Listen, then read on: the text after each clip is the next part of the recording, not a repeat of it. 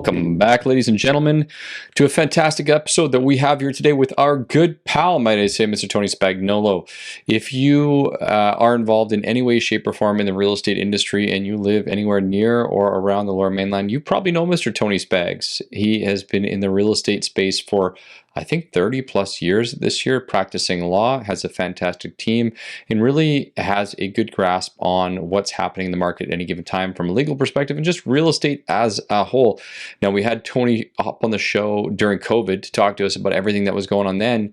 We figured it was a good time to have him back to talk about what's going on now. So again, Tony joined us today, and you're going to love this episode. There's just so much value from what Tony has to say, all of his insight and information, and I certainly would love to hear your feedback. So if you're loving the episodes and you're enjoying the show, please do us one favor. If you're on iTunes or Spotify, leave us a 5-star review.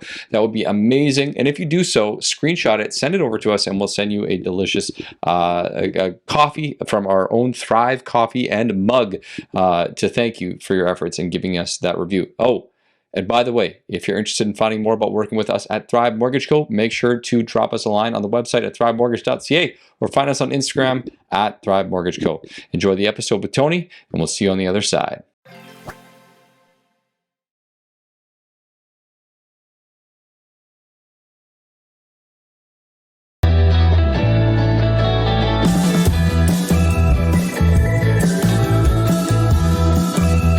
What's up, guys? You are listening to the YVR REMO show, where we talk all things Vancouver real estate and mortgages, take boring topics and make them interesting. Make sure to stay tuned to listen to everything you need to know how to put cash back in your pocket, create wealth in real estate, and simplify the complicated.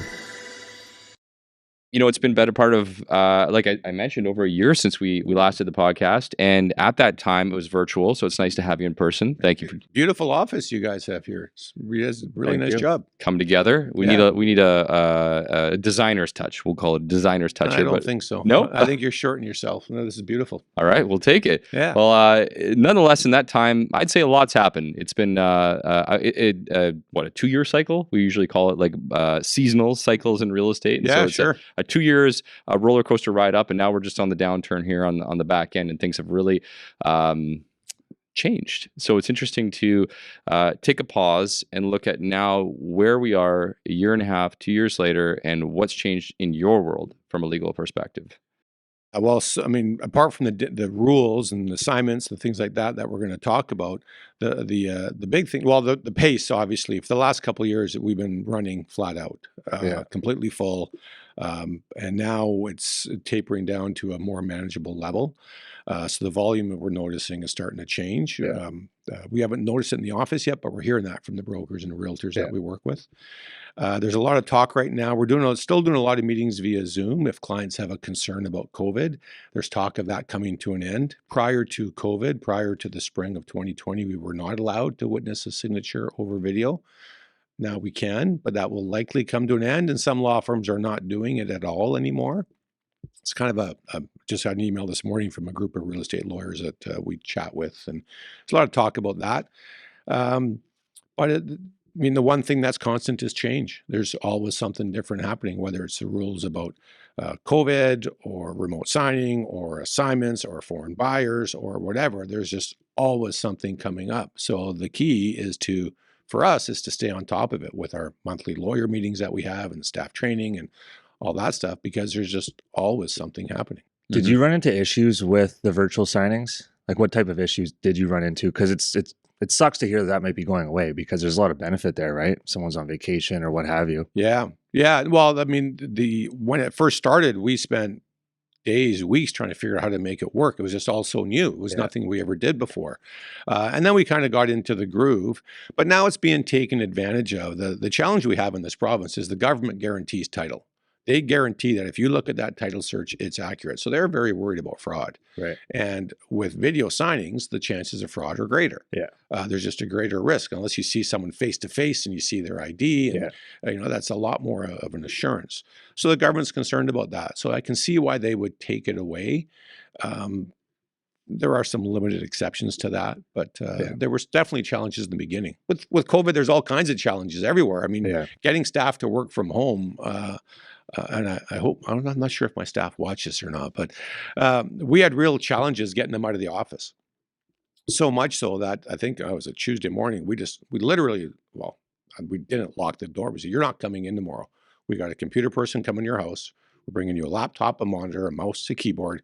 We're going to set it up at your place, and you can work remotely." And until that point, my staff never thought they could work from home. They thought the file, even though we have electronic files, 80% anyway, they thought they had to be in the office and take care of it at the office. Well, that was 2.5 years ago when COVID started. Now I won't get them back. It's a complete turn of events. Yep. Yeah. So I think we're going to be a better firm post-COVID. And I think a lot of people will be better after COVID.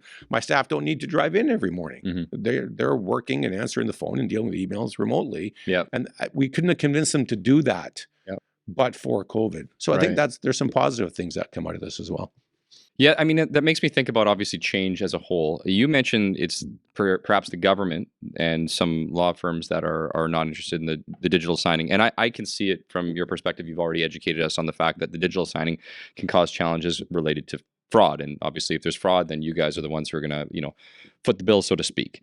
So, but the flip side to that, as Derek mentioned, is the massive convenience factor. In our business, we are 100% remote. We were mostly remote before signing, about 75% before COVID, but went all in, and it's certainly transformed our business to the point that a lot of clients that we've worked with have done multiple transactions with us in the last couple of years and expect now a digital signing situation. And to Derek's point, many of them work remotely themselves now. So they've relocated to remote situations or just are all over the place, and that's changed. So again, I don't want to spend too much time on that, but do you think that is a situation where in fact the digital signing is 100% gone forever? Or do you think there's going to be some form of adaptation and in certain firms will find a way to work within those? Yeah, well, I think the best solution is some kind of hybrid. Right. Where there is the ability for people, there just needs to be extra safeguards in place for fraud protection. Exception based, right? Like exception based, not just, my kids are busy. I got a soccer practice at 7. Can I see you at 6:30? Yeah. So that's a great point. Yeah, exception based. Right. But, if someone just doesn't want to come in, well, wait a sec. We got some issues here. You need to come in, show us your ID, to know your client, all that kind of stuff. So I like that term, exceptions based. So following on changes in the last couple of years, everyone, we don't want to spend too much time talking about inflation, but it's real, it's happened, and the cost of everything is rising, including the expenses related to legal transactions, which is interesting from my perspective. Legal fees, in doing this now over 10 years, believe it or not, legal fees hadn't changed much from the beginning until, over the last 10 years, up until the last 5, where we've seen some updates. Now, you did a good job when there was a price change of articulating that to the team and letting us understand specifically why. But what are some of the challenges cost-wise that you've seen as a leader of a law firm that's impacted your clients that they should be prepared for going forward? Like, how should clients be preparing better? Well, really, that's a good question. Our biggest costs are staff. Yep. And our biggest challenge is staff. Right. I mean, I got people that have been with me for 25, 30 years, and we got a great team at the office, and we pump out a lot of volume, but we need more staff. Right. And I dare you to name an industry that doesn't have that problem. Construction and under whatever it is, everybody needs more staff. Yeah. And so the biggest thing for us is notice from the client, letting us know that you've got a deal coming, because we're forever getting phone calls. I got a deal closing in a week. Can you help us? We can't. We're too busy. So staffing is an issue, both the cost of staffing and finding staffing. We, like a lot of other businesses, we rely on technology. Our technology fee was $30 a file, and till about a year ago, I think it was, or a year and a half ago. And then we got 4 days notice from our supplier that is going to $200, from $30 to $200 with 4 days notice. So that we can't absorb that. That gets passed on to the consumer. So the biggest thing for the client is to listen to the brokers who are doing a great job in preparing them, and then getting in touch with the law firm early and saying, okay, what am I looking at here? How do property taxes work? How does this work? How does that work? What's the property transfer tax? Is there GST? What are legal fees? What's included? What's not included? And just spend as much time as they can. This is a big deal. I mean, people are buying a house. This is a hundreds of thousands of dollars, if not millions. Take your time and get prepared and do as much research as you can. Surprises in a real estate transaction are usually not good, and we've learned the hard way multiple times, and we put a lot of emphasis on, like, as soon as there's an approval and as soon as there's an accepted offer, call your lawyer, call your notary, figure everything out, right? Because $5,000 at the end of the day could make it or break it for someone, right? If they haven't accounted for the property tax adjustment or what have you. So you're bang on. Those conversations need to happen early in the process. Absolutely. So with the surprise element in mind, I'd love to hear about some potential surprises that you've dealt with over the last maybe year. Anything that stands out, anything notable that you can think of? I know we're putting you on the spot a little bit, but Yeah. Well, there's all kinds of different things, and the fact that there are surprises means you can't plan for them. sure. I mean, the latest thing is people, and we're going to talk about this later, is buyers having second thoughts and wanting to walk from their deposit. That's a heck of a surprise. And we have a situation right now where there's a purchase and sale, and there's like a domino. Yeah. We got 4 or 5 deals on the go. Yeah. And the second buyer is trying to get out of their transaction. So that second seller has a purchase. Yeah. That's on the third deal. Now, every one of those deals down the line is on the hook right now, so to speak. Well, let's unpack that now. Then let's just Sure. jump into it. We can circle back into some surprises to illustrate that to our listener. Specifically, what Tony's referring to here is situations where someone has entered a contract, purchase and sale. They're looking to buy a property. Basically, they left a deposit of $50,000, $100,000, whatever that is, and now we're having regrets because you're seeing the housing market change, or you're concerned about rising interest rates and how that affects you, or maybe the cost of living has gone up. But we've seen on our end and heard some of those concerns. Although thankfully, most of our clients seem pretty prepared, so they're not having those issues, and we haven't dealt with that. But specifically in those circumstances, what I've heard from people is, if I don't like the home and it's dropped in value 150 grand or 200 grand, is I'm just going to walk away. They can have my money, they can have my deposit. Is that something that a buyer could just do? No. Okay. No. So well, they can certainly walk away, and they will lose their deposit.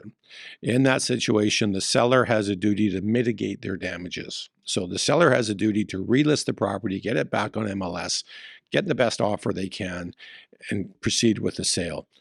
When that's all done, they look to what their damages are. So let's use some numbers. There's $1 million purchase, $100,000 deposit. The seller, upon repudiation, relists the property, and they sell it for over $1 million. They got lucky. They got more money. The buyer loses their deposit. Okay, you always lose the deposit. But if the seller sells for much less, they can go after the buyer for any shortfall. So let's say that seller only sells it for $800,000, and in this domino thing that I was talking about earlier, they lose the other house, and they're suffering damages from that. They lost their deposit on that deal. The buyer could be on the hook. So the buyer would be on the hook, generally speaking, for any damages suffered by the seller if the buyer kills the deal after subject removal. So we're talking loss of deposit. We're talking potential damages if the house sells for less than what they were going to sell for. Potential damages if the seller loses their deposit on their purchase, or anything down the line. So it could be much more than just the initial deposit.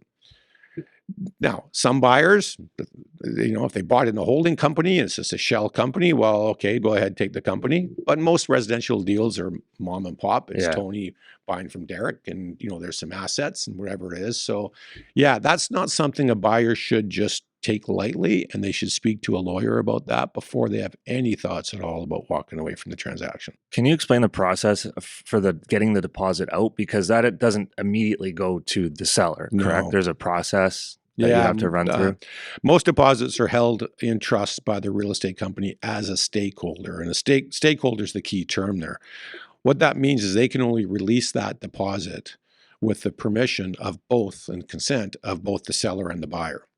So now the buyer in this example has got $100,000, and they're not going to agree to just releasing the deposit without some kind of release, most likely. Now there's a negotiation going on. There's a haggle. There's a Monty Python. You got a haggle, right? So they say, okay, well, we'll give you the 100, but give us a release for anything else. Or, you know what? You sold it for over $1 million, using my earlier numbers. You didn't suffer that much. How about we split it 75-25? And the seller now you're negotiating it. If the seller doesn't want to accept any kind of negotiation, they have to hire a lawyer and go to court for an order. And odds are it's a pretty straightforward order, assuming the buyer is in default and the contract's valid and there's no loopholes. But there's always some negotiation going on. So assuming that happens and someone is in a position where they do want to sell for damages, How long is that process in your experience? Yeah. At least just a standard situation. It could be as short as a few weeks. The buyer says, look, I can't close. Interest rates have gone up. My wife got transferred to Kelowna. We just found out we're pregnant. The seller has some empathy towards the buyer. They weren't being just jerks about it. Yeah. You know what? I get it. Life gets in the way. How about 75-25 or whatever they settle at? They both sign a release. They give it to the real estate company. The deposit's released. It could be quick. It could be several months if everyone lawyers up. But an actual lawsuit for damages, that can take, and at the end of the day, if you're going after someone for damages, but they don't physically have the cash, you're kind of hitting a wall, right? Well, you can't get blood from a stone. Yeah. Exactly. So the first step, I think, in any kind of litigation is, does the buyer have anything worth pursuing? Yeah. And if, like I talked about the shell company, if that is the situation, well, there's no point pursuing the buyer. You might get a judgment, but good luck enforcing it. Is there a process where you can actually figure out if the buyers have assets, or it's kind of up in the air? Well, you might do some Google searches. You can search. The Land Title Office is a public registry. All this talk about privacy, so you could search the LTSA records for names or things, other things like that. I'm not sure if you can search for motor vehicles, if there's a motor vehicle registry. I'm sure there's some ways to find out a bit about it anyway. I mean, we were talking about this exact same topic at the beginning of COVID, because remember, no one knew what was going to happen, right? We thought the market was going to tank, and there was people that had just bought, and they were we were having the exact same conversations. And then now look at what happened, right? The market appreciated 50%. Now it's come down 15, 20, and people are losing their minds, right? Yeah. Well, Alex, we started off by talking about what's changed in a couple of years. I remember when COVID hit, I walked into my accountant's office and said, we got to do some planning here. We got to plan for a 20, 40, and 60% drop in value, in volume, not value. Okay, how are we going to, because we only do real estate. That's our bread and butter. We live off the real estate market. So how are we going to survive? And it's completely wrong. So people say, what do you think is going to happen? Don't ask me. I don't have a clue. I thought COVID was going to kill us. It's just taken off. Well, maybe that's a good indication as to where people's minds should be right now. Listening to this is like, we saw a global pandemic and it didn't even wipe out the market for more than a few months and roar back. And now we're seeing I wouldn't say yet, but the potential signs of a global recession. Chances are good that, although we don't know how long it lasts, it's not going to, quote unquote, wipe out the real estate market either. It just will put a temporary pause on things. So for those folks, thinking about walking away from the deposit, my recommendation, just based on history alone, and Tony, you've had a lot more years in the real estate space, is that gray hairs for you. There you go. There you go. I like to call it experience. But nonetheless, is don't walk away, because A, it's not worth your energy, and B, time goes on, you'll earn your money back and more from that investment. And we've seen that year over year over year. Specifically, I do recall situations in 2015 to 2017 where the West Vancouver market was getting out of control. And in 2019, we saw valuations of homes between 8 to 10 million previously go down to 4 to 6 million. Now that's a big drop. Everything is relative, but if those folks hung on for 2 more years, they're back in the black very well at this point right now, right? A few years later. So I started in 1990. It's been 32 years. So I've lived, I think 97 when Hong Kong was being taken over by China was the first kind of shock wave. And then we had the dot-com crisis was at 2000. And then we had the financial crisis of 08. And then we had COVID of 2020. Yeah. And I wish I bought everything back then. And I have 3 kids. The boys are 29, 27, and they're kind of starting to look into real estate and where should they buy and what kind of product they're going to look for and all that stuff. And the advice is, look, if you're in it for the long haul and you buy the right property, you're not going to lose in the city. 100%. In this region. It's just the way it is. I mean, we've got the World Cup coming. We may have Olympics. People want to live here. Yeah. I had dinner with a couple from India the other night. They came here 14 years ago to give their family a better place to live. And I said, why Canada and why Vancouver? He said, where else are you going to go? Yeah.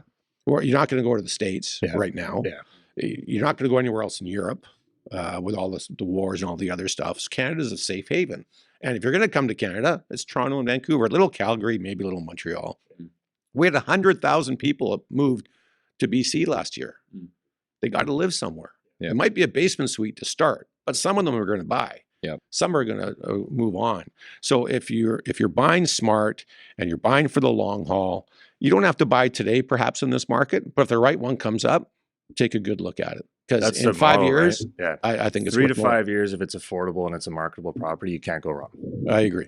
And that's the thing with rates, right? Everyone panics about interest rates right now, but like look at the discounts you're getting on a home. So regardless of what your rate says, if the payment's affordable, right? That's what it has to be about in this market, because rates will come back and property values will come back. But the property values coming back is going to be way more advantageous than the rate coming down, right? Absolutely.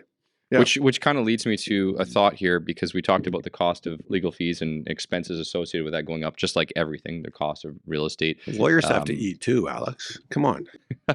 Jeez.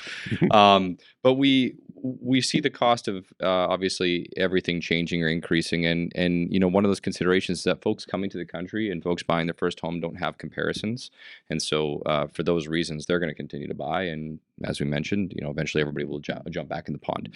So let's transition that into those people buying their first homes, and a very hot trend is, and has been for years, is pre-sales and purchasing properties brand new off developers. Just like every single other thing that we've seen in the past year, it was a very hot commodity for the last 12 months.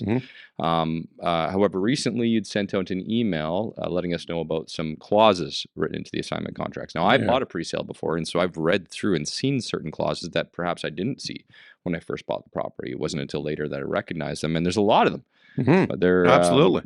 there's some that maybe I'd let you speak on that people should really open their eyes to here. Yeah. The thing to remember with pre-sales is that it's not a standard form contract to purchase and sale. I mean, the MLS system, the Canadian Bar Association, the real estate boards have all created these standard contracts that most realtors use on a resale property. But when it's a new construction, odds are it's written by the developer's lawyer for the benefit of the developer.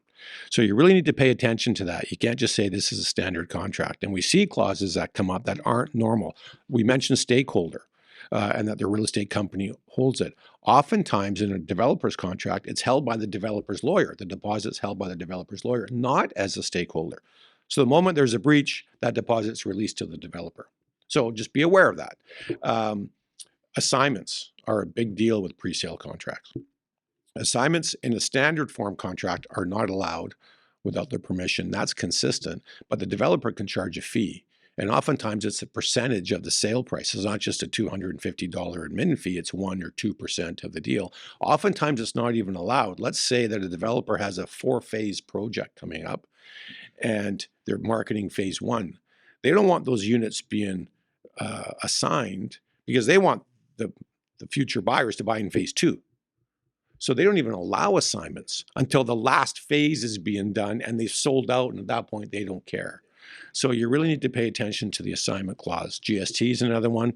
The big thing that came up, and it's the first time I've seen this, is about 3 weeks ago it came across my desk, where there's a price escalation clause. And how it was worded was, the purchase price was fixed, but if I think it's the construction housing price index increased by a certain amount, the price would also increase by that amount. So I think the number was 4%. So if this price index, which I never heard of until this clause came out, if the price index went up by 7%, in the contract it said anything over 4 would be an increase to the purchase price. So the purchase price would be increased by 3%. In that example. First time I've ever seen it. I've only seen it once. We sent it out to our database, and although a few realtors said they have seen something like that before, they could never tell me what project it was in or where they saw it. So I only know of one project in Maple Ridge that has it. I've since spoken to a number of other developer lawyers, and I've spoken to a few developers who I know personally, and most of them are not thinking of doing something like that, just for the political ramifications. Developers already have a bit of a reputation. So most will likely not follow it, but construction costs are soaring. And so maybe a few will, I don't know. But the important thing in a pre-sale, well, the most important thing is who's a developer? Have they done it before? Yeah. Can they withstand a slowdown? Yeah. Are they in it for the long haul? I mean, if you're buying a product from someone who's doing their first deal versus you're buying from, what was that, Polygon, Adira, Concert. I could rattle off 15, 20, Anthem. Sorry for the developers I never mentioned. They've got a rep and they got staying power and they're building their brand and they're going to be around in 10, 15 years. A lot more. You probably might pay a bit more for that brand, but you know that in downtimes they're going to finish. We've seen in projects, I forget the last one, probably 5-6 years ago, where the developer took so long getting through City Hall. They pre-sold the project, then it took so long getting permits that by the time they were ready to go, the project wasn't feasible. Costs had gone up so much and the revenue hadn't, and they just walked away from the deal. They returned all the deposits. And that's fine that the buyers got their deposits back. But they missed out on other opportunities to buy another project. And the appreciation over that time. Exactly. Whatever else. Exactly. It wasn't a developer I heard of before, and I haven't heard of them since. So that's important. So you really need to pay attention to who the developer is, and you really need to pay attention to the details of that pre-sale contract. And that's where a good realtor will come in handy. Yeah, those are good points. Yeah, you need that realtor on your side and someone who's done a resale before and who knows their stuff and who knows the market, like any other situation. Well, that's one thing that we tell buyers all the time who are considering pre-sales is as much as you walk into the sales center, and there's some great people at the sales center. I know some good ones that definitely have the buyer's interest. But just like a great person at a bank, they are still biased regardless of the situation. And they might tell you the details, but they're not going to tell you in a way that's going to completely protect you because they just still want you to purchase that property at the end of the day. Again, that's not to discredit those folks at the sales center. And so to your point, representation is massive. And from a buyer's perspective, listening to this, you might not know this, you don't pay the buyer's agent. The developer will pay your real estate agent to write the contract and confirm and go through that. And in my experience, a good buyer's agent is someone that is keeping tabs on the project, even if it's once a year, if it's 5 years out, even if it's once a year, or every 6 months, just checking in and is available and ready close to closing. Because if there's anything that we've learned, and I know you know this too, and Tony for that matter, is that what happens is you wait 3 or 4 years or 2 years in some situations, and then everything is a mad rush at the finish line because they're trying to just get everything complete. They're trying to get the permits in place. And from a financing perspective, you need to get appraisal, and then Tony, you got to get involved, and then the last thing you know, you've got to figure out tax implications and all that kind of fun stuff. So representation is a great way to kind of coordinate together. As long as you're absolutely right, and not to beat a horse here, it's got to be good. Like I know realtors who will say, look, use my name. The developer gives me a commission. I'll give you 25%. They don't even know where the project is. Sure. Yeah. They don't know if it's a 1-bedroom or 2-bedroom. Yeah. They're just looking for that easy commission. And that developers hate that. Yeah. And I got to say, I think most of us aren't fans of that either. If you're going to get representation, do the job. Do the job. Yeah. My feedback there would be, and even a real estate agent listening to this, I'm okay to say this, is talk to someone in the industry like Derek or I or yourself for that matter for a recommendation. Do your research, do your due diligence. Make sure it's somebody that's doing the job. And you're right, because I've heard of, unfortunately, real estate agents and some big names that do that. And that's how they do so well, is they offer this kind of kickback and incentive. Yeah. I would say that I don't know anyone personally that we work with from that manner, but do your due diligence, just like anything else in life, right? If it's too good to be true, it's probably too good to be true. We used to be in Port Moody, and the developer there was selling a high rise, and people were camped out a couple days ahead. Yeah. And there's a realtor in the morning of the opening walking around handing out donuts and saying, "Here, just hand my card, hand my card, hand my card." Did nothing. Yeah. And that's just infuriating. Yeah. That's not professionalism. Yeah. So the realtors that you work with, they know their stuff. That's who you want to use. The good news is social media, which you may not know this, but there is a social media platform called TikTok, and you've heard of it. My kids tell me about it. I feel like the primary goal of TikTok is for people to to comment negatively about everything to do with real estate. I post one video and I get 80 comments about realtors. I'm like, I'm not a realtor, but nonetheless, my point is, I think for 100 realtors, 99 are good, and you get one bad apple. Yep. But make sure you get the top 10. Just talk to us about that. So from an assignment perspective, obviously, those are key issues that we've seen, and glad to hear about that. I think on my side, the only other note about the assignment fee that I see come out a lot is just the who's paying what on GST and what that looks like. And I don't know if I want to get into the ins and outs of who pays what and so forth, but I guess what's your simple advice for circumstances where someone is buying an assignment? Yeah. So this has changed, I'll say 6-8 weeks ago. Trudeau came out with some budget changes, and effective, I believe it was May 23rd, every assignment is now subject to GST. Before that, it was a question of intent, and is the seller a builder or are they not? And GST is a whole different topic when it comes to resales and new construction. But on an assignment, GST is payable. So I I buy from a developer. I buy a place for $1 million, and on top of the $1 million, I got to pay $50,000 in GST. Now I flip it to you for $100,000 lift, so it's 1.1.